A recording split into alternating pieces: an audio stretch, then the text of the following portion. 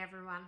I know it's been a little while. I actually got a message from someone today encouraging me to share what I'm learning or thinking about right now.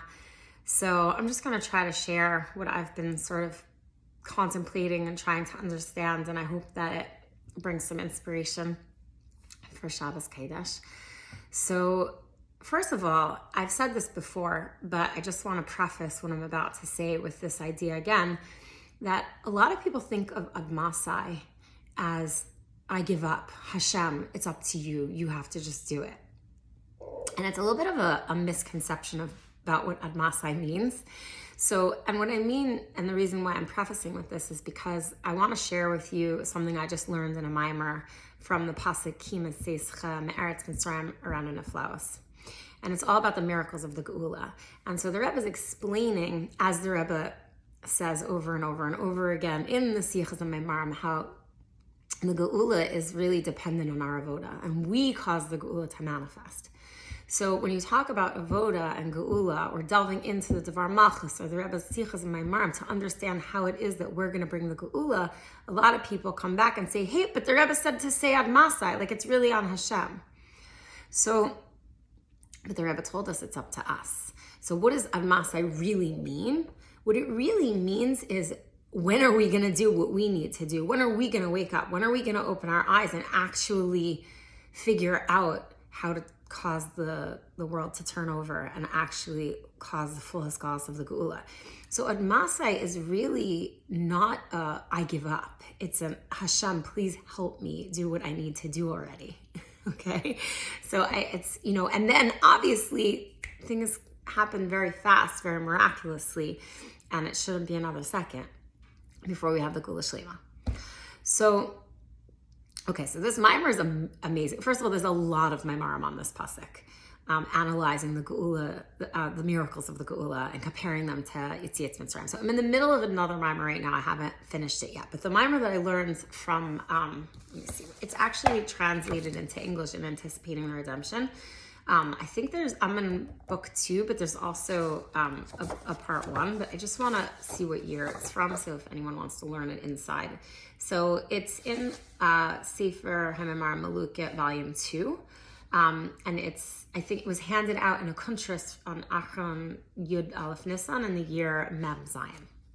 That was the one I learned last time. I'm in the middle of one now from, I think it's the year Yud Base, which has a little bit of a different angle. Anyway, so I don't want to digress too much. This one is in Maluket 4, I think. The one with the V. I don't know how to read Roman numerals. Okay. Anyway, so Rebbe explains that the miracle, we know the miracles of the Geula are going to surpass those of Mitzrayim, okay? But a lot of people don't realize, what does that actually mean? Like, what could be possibly a bigger miracle than Kriyas Yam Suf, right? So the Rebbe actually explains that there's different types of miracles. There's miracles that break nature, that transcend nature. That's like Kriyas Yam Suf. And then there's miracles that are so embedded in nature that they come from the level Levadai, which is to Hashem alone. Hashem knows that it's a miracle and we can't even perceive it. And so the Rebbe explains actually that Kriyas Yam Suf and miracles that break nature are a lower level than miracles that are so embedded in nature that we don't even perceive it as a miracle. And so the Rebbe explains that this idea that in the Geula, I will show you wonders, this I will show you is that Hashem is going to allow us to see that which we normally can't see. He's going to allow us to perceive that miracles are actually happening within nature. And that's a much higher level. Why? Well, think about it. The purpose of a miracle is for Hashem to show that he dominates nature. Okay? So what's a greater show of Hashem's dominance over nature? The fact that he has to override it in order for it to go according to his will, or the fact that from nature itself it goes according to the will of God? It's a much deeper transformation. And so the Rebbe explains that the miracles of Yetziat Mitzrayim, it was a breaking of nature. Why? Well, because we were still running from our own Yetzaharas. So it was really commensurate with where we were at, right? It says we ran out of Mitzrayim. Why? Because we were running from Mitzrayim, because we were running from our own evil.